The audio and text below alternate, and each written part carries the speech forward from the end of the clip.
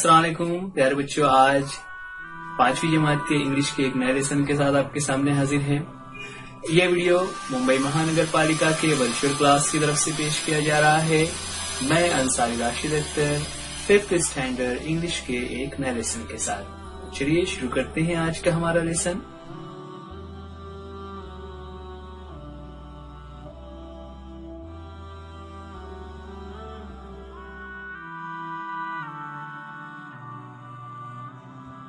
बच्चों, आज 5वीं जमात के इंग्लिश के इस वीडियो में देखने जा रहे हैं एक नया चैप्टर। आमतौर से हम जो चैप्टर्स देखते हैं उसमें हम स्टोरीज, पोएम्स और कुछ एक्टिविटीज़ के तौर पर चीज़ें करते हैं।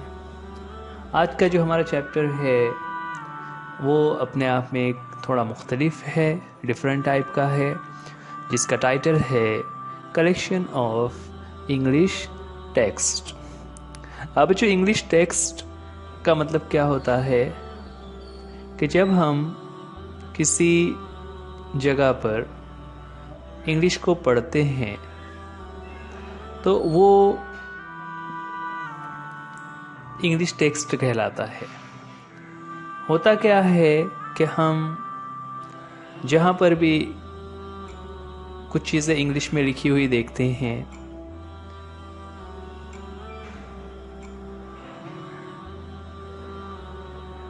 उसके कुछ एग्जाम्पल्स यहाँ पर हमारे सामने आने वाले हैं।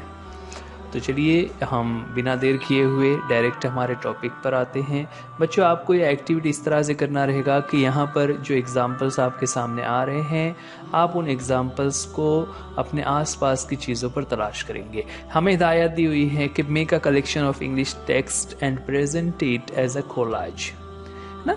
हमें मुख्तलिफ जगहों से इंग्लिश टेक्स्ट को जमा करना है। इंग्लिश टेक्स्ट क्या होता है वो आगे हम समझने वाले हैं, और उसको कोलाज बनाना है, मतलब उसका एक एल्बम बना लेना है और उसमें उन चीज़ों को चिपकाना है, उसमें उसे पेस्ट करना है।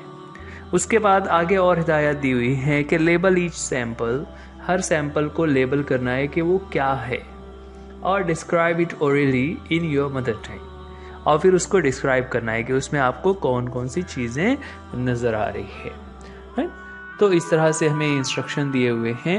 एक एक एग्जाम्पल हमारी बुक में बना हुआ है। फॉर एग्जाम्पल जैसे ये हमारे सामने एक पिक्चर आ गया हुआ है, इस पर इंग्लिश में कुछ चीज़ें लिखी हुई हैं। देखने के बाद क्या आप बता सकते हो ये क्या चीज़ है? जी हाँ बच्चों, ये एक टिकट है, a ticket of a show. अब ये एक टिकट है, उस पर इंग्लिश में चीज़ें लिखी हुई है, तो ये एक किस्म का इंग्लिश टेक्स्ट हो गया, इंग्लिश में लिखी हुई कोई बात हो गई। यहाँ पर अगर इस टिकट पर हम गौर करें तो सबसे पहले उस शो का नाम लिखा हुआ है, यहाँ पर जैसा हमने रेड करके बताया हुआ है, डांसिंग शो। उसके अलावा उस टिकट पर और भी कुछ चीज़ें लिखी हुई है, जैसे यहाँ नीचे देखेंगे तो डेट एंड टाइम लिखा हुआ है कि किस तारीख को कितने बजे ये प्रोग्राम होना है ना। तो इस तरह उस टेक्स्ट के ऊपर, इसी तरह चूँकि एक टिकट है तो उस पर सीट नंबर लिखा हुआ होता है, टिकट का नंबर लिखा हुआ होता है, जो यहाँ पर राइट हैंड पर हमें नज़र आ रहा है। तो ये इस तरह की चीज़ें जिस पर हमें इंग्लिश में कुछ लिखा हुआ मिलता है उससे इंग्लिश टेक्स्ट कहा जाएगा, और उसकी एक एग्जाम्पल है a ticket of a show. Okay, तो ये एक डांसिंग शो था। अच्छा, इसको आप डिस्क्राइब करना है तो आप क्या बता सकते हो कि ये एक डांसिंग शो का टिकट है जो 28 तारीख को 28 अगस्त 2021 को शाम में 8 बजे, शाम में 10 बजे होने वाला है ना। सॉरी, मैंने 8 कह दिया ना। इस तरीके से आप उसके बारे में बता सकते हैं। राइट, चलिए आगे बढ़ते हैं। एक और एग्जाम्पल उसी तरीके से टिकट ऑफ अ शो की ना। देखिए यहाँ पर अब एक दूसरे प्रोग्राम का टिकट आ गया हुआ है, उसको भी हम उसी तरह अगर देखें तो जैसे यहाँ पर ऊपर ये मार्किंग किया हुआ है टैलेंट शो ना, टैलेंट्स शाइन, इस शो का नाम रखा हुआ है ना। उसके अलावा और क्या चीज़ें हैं तो उसमें ऊपर नीचे की तरफ बहुत सारी चीज़ें लिखी हुई हैं। सेंटर में पहले टैलेंट से शाइन उसका नाम लिखा हुआ है, उसके बाद नीचे वही टाइम और डेट लिखी हुई है 24 अक्टूबर 2020 को 6 to 10 ना। उसके अलावा उसमें नीचे एड्रेस भी लिखा हुआ है, और इस तरफ राइट हैंड पर अगर हम देखें तो उसमें टिकट नंबर लिखा हुआ है 23456 ना। एक रैंडम नंबर यहाँ पर उन्होंने डाल दिया हुआ है। तो इस तरह ये इंग्लिश टेक्स्ट है जिसमें हम बता सकते हैं कि एक ऐसा कोई प्रोग्राम होना है। चलिए आगे बढ़ते हैं। उसके बाद नेक्स्ट यहाँ पर हमारे सामने एक तस्वीर आ गई हुई है, जिसे देखने के बाद आप बता सकते हो कि ये क्या है। ये एक किस्म का एडवर्टीजमेंट है। जी हाँ बच्चों, ये एक इश्तिहार है। किस चीज़ का इश्तिहार है? तो सबसे जो बड़ा यहाँ पर टॉपिक लिखा हुआ है कि 2021 न्यू स्टार्स एडी कंपटीशन 2020 विद वेव पार्क ना। ये उसका टॉपिक है, ये उसका टाइटल है, जहाँ पर जिस चीज़ का ये एडवर्टीजमेंट है। अब उस एडवर्टीजमेंट के ज़रिए से उसमें और क्या चीज़ें लिखी हुई हैं, तो उसमें हम नीचे यहाँ पर देखते हैं कि उसका टाइम एंड डेट लिखा हुआ है।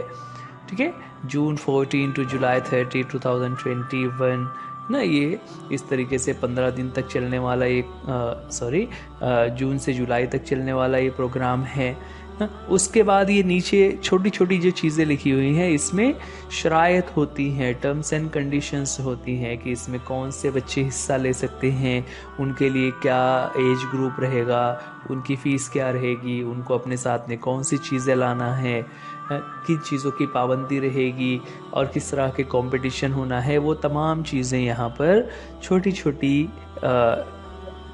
तफसीलों में लिखे हुए हैं। तो ये एक किस्म का एडवर्टीज़मेंट है। इसी तरह एक दूसरा एडवर्टीज़मेंट हमारे सामने है जो एक्चुअल में एग्जीबिशन है ना। एग्जीबिशन नुमाइश को कहते हैं।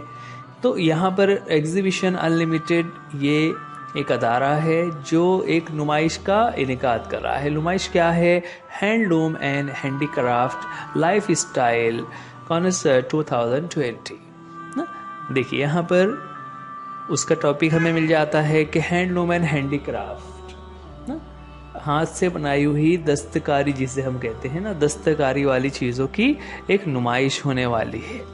उसका भी नीचे हम देखें तो उसका डेट और टाइम लिखा हुआ है कि 27 और 28 फरवरी को ये होना है, और उसका टाइम जो रहेगा 10:30 से लेकर शाम की 7:30 तक रहा करेगा। अब इस एग्जीबिशन में एक चीज़ और बढ़ गई है, वो क्या है?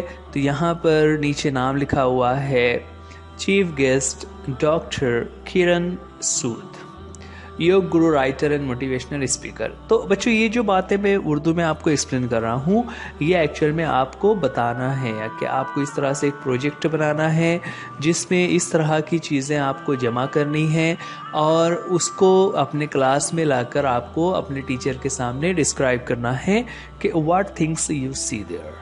ओके, देखिए यहाँ पर नीचे एड्रेस लिखा हुआ है आगा खान हॉल, और उसके आगे न्यू दिल्ली, फ्री एंट्री। इस तरीके से ये तमाम तफसील इस एडवर्टीज़मेंट में लिखी हुई है। एडवर्टीज़मेंट के अलावा इंग्लिश टेक्स्ट में और भी कुछ चीज़ें आती हैं जो हमारे आसपास हमें नज़र आती हैं, जिससे यहाँ पर ये लिखा हुआ है लाइफ लाइन वेट।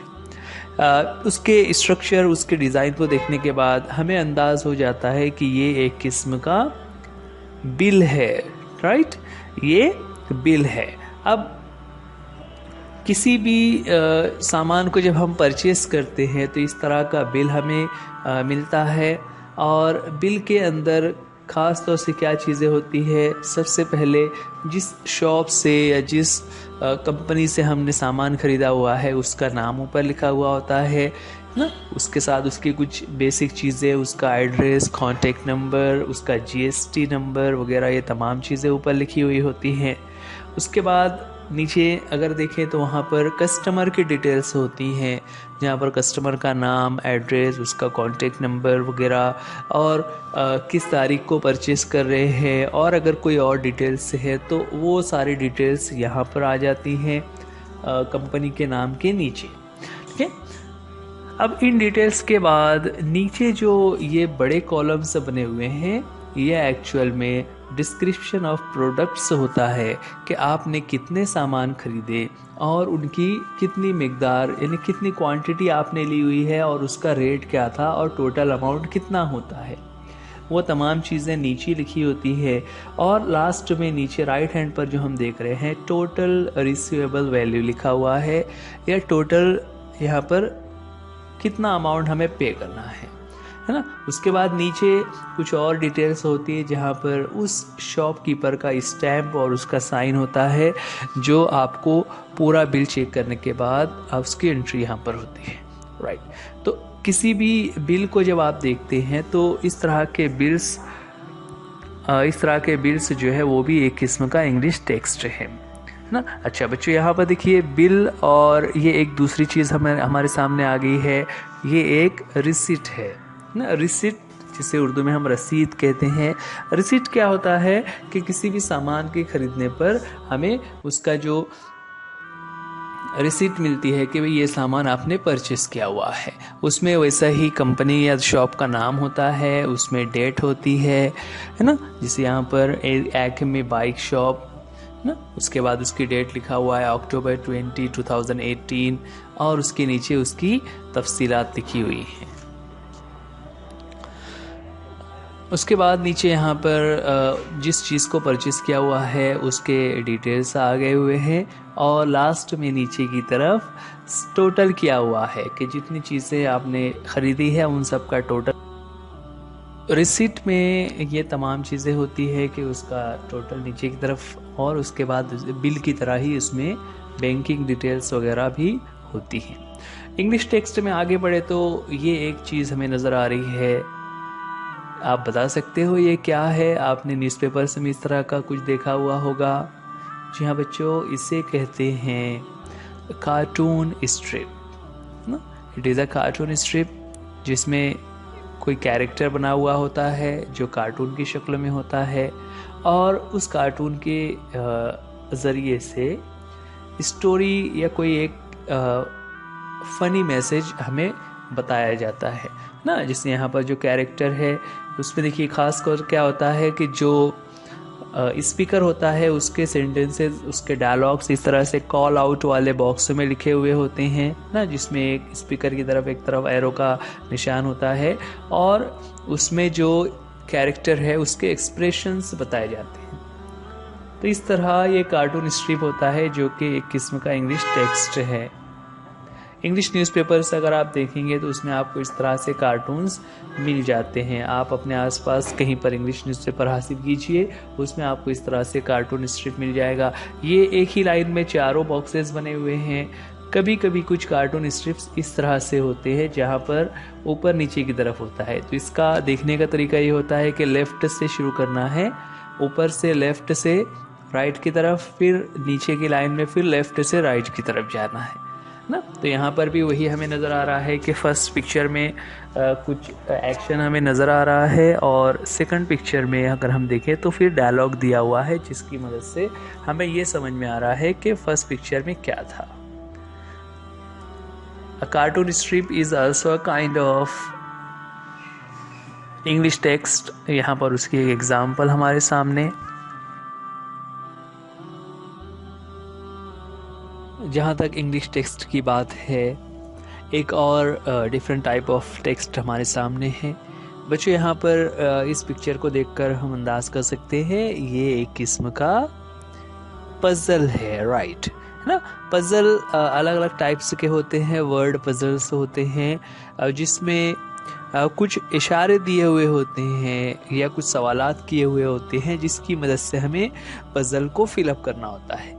जैसा कि यहाँ पर हम देख रहे हैं ऊपर ये जो ग्रीन कलर से लिखा हुआ है ये इंस्ट्रक्शन है कि हमें इस पजल को कैसे फिल करना है।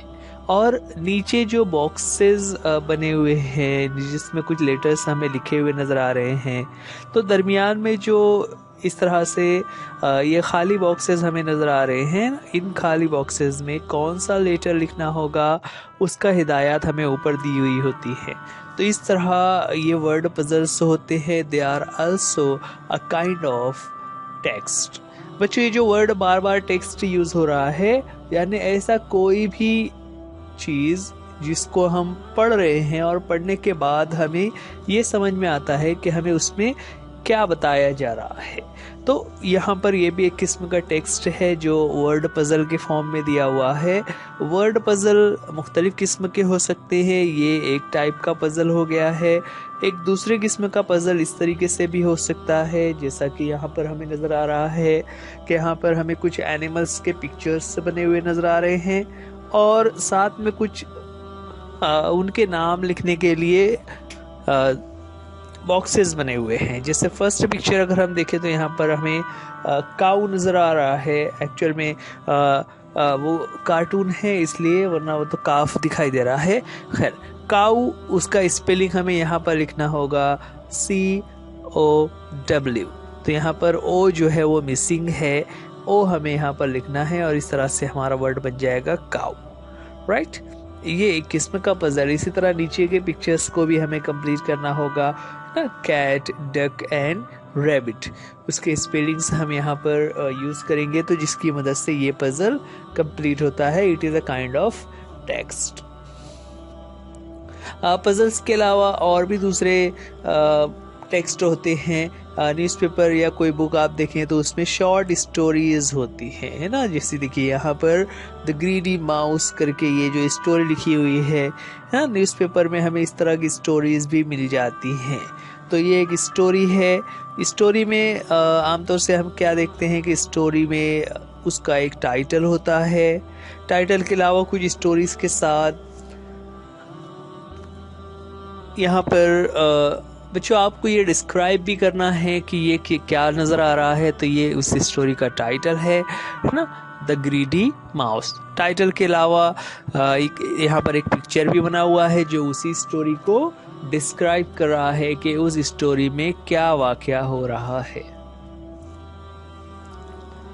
इस तरह स्टोरी भी एक किस्म का टेक्स्ट है। एक दूसरी स्टोरी यहाँ पर हमारे सामने है ना, देखिए यहाँ पर भी उसी तरीके से स्टोरी का टाइटल दिया हुआ है। इस टाइटल को हमें डिस्क्राइब करना रहेगा, the boy who cried wolf. उसके बाद उसकी पिक्चर भी नीचे बनी हुई है ना। उसकी पिक्चर में उसी स्टोरी को पिक्चराइज किया हुआ है, उसकी ड्राइंग बनाकर हमें सामने पेश की गई है। और कुछ स्टोरीज ऐसी होती है जिसके लास्ट में मॉरल होता है ना। जैसे यहाँ पर हम देख रहे हैं लास्ट में मॉरल लिखा हुआ है, never lie no matter how bad the situation is. ठीक है, एक मॉरल भी यहाँ पर हमें पेश किया हुआ है। तो स्टोरीज में आमतौर से उसका टाइटल और लास्ट में मॉरल से भी होते हैं, ये आपको ध्यान रखना है। आप जो भी टेक्स्ट जमा करेंगे आपको उसके बारे में ये इंफॉर्मेशन बताते हुए आनी चाहिए। स्टोरी के बाद आगे बढ़ते हैं। नेक्स्ट टाइप का हमारा यहाँ पर देखिए बच्चों, ये क्या नजर आ रहा है, आपको कुछ समझ आता है इस पिक्चर को देखने के बाद ये क्या चीज है? जी हाँ बच्चों, ये एक प्राइस टैग है। प्राइस टैग क्या होता है कि किसी भी सामान को खरीदने जब हम जाते हैं तो उसके साथ एक इस तरीके का एक छोटी सी चिट्ठी लगी हुई होती है जिस पे तमाम तफसीलें होती हैं, है ना। जैसे यहाँ पर इस प्राइस टैग को अगर हम देखें तो देखिए यहाँ पर ये जो ऊपर इस तरह की लाइन से बनी हुई हैं इसे बार कोड कहते हैं, है ना। बार कोड एक्चुअल में कंप्यूटर के स्कैनर के जरिए से उस प्रोडक्ट की पहचान करता है। बारकोड आजकल हम बहुत सारी जगहों पर देख रहे हैं, है ना। बारकोड इस तरीके से एक किस्म का कोड होता है, एक नंबर होता है जिसके जरिए से प्रोडक्ट की पहचान होती है। बारकोड के अलावा नीचे अगर हम देखें तो और कई सारे डिटेल्स लिखी है जिसमें product, article, size, quantity, pack, style, colour वगैरह ये तमाम चीज़ें नीचे बॉक्स में यहाँ पर हमें नज़र आ रही है, राइट। उस डिटेल के बाद आगे अगर हम बढ़े तो वहाँ पर हमें रेट लिखा हुआ है कि ना, मैक्सिमम रिटेल प्राइस, जिसकी कीमत वहाँ पर लिखी हुई है। उसके बाद नीचे उसके मैन्युफैक्चर और मार्केटिंग के बारे में लिखा हुआ है और बिल्कुल लास्ट में कस्टमर केयर के कॉन्टेक्ट नंबर वगैरह दिए हुए हैं। इस तरह ये हमारा जो प्राइस टैग है वो भी एक किस्म का टेक्स्ट है। आगे बढ़े तो नेक्स्ट रैपर आ गया हुआ है ना बच्चों। इसे क्या कहते हैं? रैपर। जो भी इस तरह के पैकेट्स होते हैं जिसके अंदर कोई चीज, खाने वाली चीज हम जो खरीदते हैं, कैडबरी हो, बिस्किट्स हो और वेफर्स हो वगैरह, उन्हें उस पैकेट को रैपर कहा जाता है। राइट। रैपर के ऊपर भी बहुत सारी चीजें लिखी हुई होती है, आपने शायद अभी तक ध्यान नहीं दिया हुआ होगा। आप जो भी चीज खरीदेंगे इस तरह से तो उसका नाम वगैरह हमें नोट करना है। जैसे यहाँ पर हम देख रहे हैं कि ये एक चॉकलेट है जिसका नाम पर लिखा हुआ है कैडबरी डेयरी मिल्क, है ना, उस कंपनी का नाम है और उस प्रोडक्ट का नाम दिया हुआ है कि ये एक्चुअल में क्या है। राइट। उसके अलावा उसके ऊपर और भी बहुत सारी चीजें लिखी होती है। जैसे यहाँ पर नीचे की तरफ हम देखेंगे तो यहाँ उसका नेट वेट लिखा हुआ है, यानी उसका वजन लिखा हुआ है ना। वजन जो है वो पॉन्ड्स में लिखा हुआ है और साथ ही ग्राम्स में भी लिखा हुआ है। पॉन्ड्स और ग्राम्स ये दो किस्म की वजन की इकाइयां हैं। उसके अलावा खाने की चीज़ों पे ये जो बॉक्स बना हुआ है न्यूट्रिशन फैक्ट्स ना, इसमें आजकल ये कंपलसरी हो गया है कि जो भी प्रोडक्ट है उसमें कितनी ग़िज़ाइयत है, उसके खाने से फ़ायदा होगा या कम फ़ायदा होगा या नुकसान होगा, ये तमाम बातें उसके पीछे लिखी हुई होती है। ये भी हमें पढ़ना है। उसके अलावा इसमें भी अगर हम देखें तो बारकोड लगा हुआ है और बारकोड के साथ ही उसका प्राइस भी लिखी हुई है। उसके कुछ डिटेल्स, डेट वगैरह भी यहाँ पर हमें नज़र आ रहे हैं। इस तरह ये एक किस्म का रैपर है। इस रैपर के ज़रिए से ये भी एक किस्म का इंग्लिश टेक्स्ट है जो हमारे आसपास पाया जाता है। आपको इसी तरीके से कोई रैपर भी सिलेक्ट करके उसे अपने कोलाज यानी अपने एल्बम में लगाना रहेगा। ये एक दूसरे किस्म का रैपर हमारे सामने आ गया हुआ है, मिल्की बार, है ना। देखिए यहाँ पर उसका नाम जैसा कि सेंटर में हमें नज़र आ रहा है, नेस्ले मिल्की बार।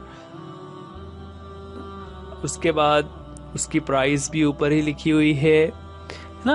और इसमें भी उसी तरीके से, अच्छा बच्चों, ये जो सिंबल है ग्रीन कलर का जो डॉट हमें नज़र आ रहा है वाइट बॉक्स में, ये क्या होता है? तो ये एक्चुअल में बताने के लिए है कि ये प्योर वेजिटेरियन है ना। कुछ प्रोडक्ट्स ऐसे होते हैं जिसमें कुछ जानदारों के अज्जा को शामिल किया जाता है, लेकिन यहाँ पर ये प्योर वेजिटेरियन फूड है।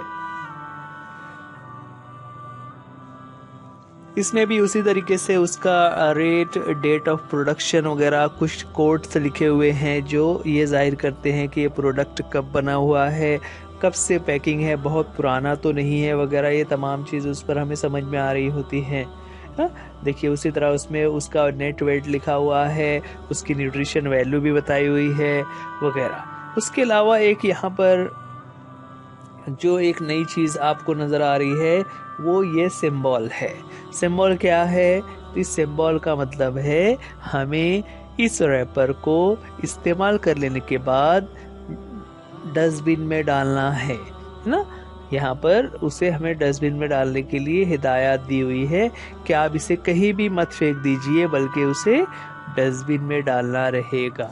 तो इस तरीके से ये किस्म का रैपर है जो कि एक इंग्लिश टेक्स्ट है। बच्चों ये तमाम ऐसी चीज़ें हैं जो हमारे आसपास मौजूद होती हैं और हमें उसे रीड करते रहना चाहिए और हमें कोशिश करना चाहिए कि वो क्या लिखा हुआ है उसको हम समझें। इसीलिए ये प्रैक्टिस आपको यहाँ पर रखी हुई है कि आप जो भी इस तरीके से एक प्रोजेक्ट बनाएंगे जिसमें आप ये सारे इमेजेस को जमा करेंगे और उनको पेस्ट करके उसके बारे में इंफॉर्मेशन आपको देना रहेगा। उसके अलावा इंग्लिश टेक्स्ट में ये क्या नज़र आ रहा है? टाइटल लिखा हुआ है द एप्पल, अननोन ऑथर, दो लाइंस लिखी हुई है और लास्ट में 3 लाइंस दी हुई है। इसकी वजह से हमें ऐसा लग रहा है कि ये एक किस्म की पोएम है। जी हाँ बच्चों, it is a kind of poem ना। और इस पोएम में हमें पता होता है कि पोएम के लास्ट में राइमिंग वर्ड्स होते हैं ना। देखिए यहाँ पर भी सेकंड जो लाइन है ग्राउंड राउंड ना, ये राइमिंग वर्ड से यूज किए हुए। ऊपर उसका टाइटल है द एप्पल। उसके बाद लाइंस के अंदर अगर हम देखेंगे तो ग्राउंड राउंड उसके राइमिंग वर्ड्स यूज किए हुए हैं। इसी तरह नीचे की 2 लाइंस में अगर हम देखें तो उसमें लिखा हुआ है टाइट, और लास्ट वाले स्टांजा में लिखा हुआ है बाइट। तो टाइट बाइट ये दोनों भी राइमिंग वर्ड्स हैं। इस तरह ये एक पोएम है जो एक किस्म का इंग्लिश टेक्स्ट है। पोएम के बाद यहाँ पर बच्चों देखिए, अब ये जो आपके सामने एक एक करके पिक्चर्स आ रहे हैं, आपको उन्हें पढ़ना है और बताना है कि ये क्या है। गौर से देखिए, इन पिक्चर्स को देखने के बाद क्या नज़र आता है कि ये क्या चीज़ें हैं। जी हाँ बच्चों, ये तमाम न्यूज़पेपर के कटिंग्स हैं। और न्यूज़पेपर में से किस पार्ट को कट किया हुआ है, तो ये कट किया हुआ है न्यूज़ हेडलाइंस को, है ना। न्यूज़ हेडलाइंस भी एक किस्म का इंग्लिश टेक्स्ट होता है जो यहाँ पर हमारे सामने उसके एग्जाम्पल है। आपको इसी तरह से मुख्तलिफ न्यूज़पेपर्स को लेकर उसमें से जो इस तरह की न्यूज़ हेडलाइंस होगी उसे कलेक्ट करना है और उसे पेस्ट करना है, और साथ ही साथ आपको उस न्यूज़ हेडलाइंस को पढ़ना है और पढ़ने के बाद उसे अपने वर्ड्स में बयान करने की कोशिश करना है ना। देखिए, इस पूरे प्रोजेक्ट में आपको पहले तो मटेरियल जमा भी करना है, उसको रीड करना है, उसको समझना है, और साथ ही साथ उसे अपनी मदर टंग में डिस्क्राइब करना है, उसे बताना भी है। ठीक है, तो ये एक प्रोजेक्ट रहेगा बच्चों। इस वीडियो में आज के लिए हम लोग इतना ही। यहाँ पर ये जो प्रोजेक्ट आपको बताया गया, आप उसे अपने तौर से बनाइए ना। इस वीडियो के आखिर में नीचे डिस्क्रिप्शन में कुछ लिंक्स दिए हुए हैं, आप उसे ओपन कीजिए, उसे फिल कीजिए। उसके अलावा आपने इस चैनल को अब तक अगर सब्सक्राइब नहीं किया हुआ है तो उसे सब्सक्राइब कीजिए, वीडियो को लाइक कीजिए और अपने दोस्तों को भी बताइए। बच्चों, आज के लिए इस वीडियो में इतना ही। उम्मीद करते हैं ये लेसन आपको समझ आ गया होगा। वीडियो देखने के लिए थैंक यू। अल्लाह हाफिज, गुड बाय।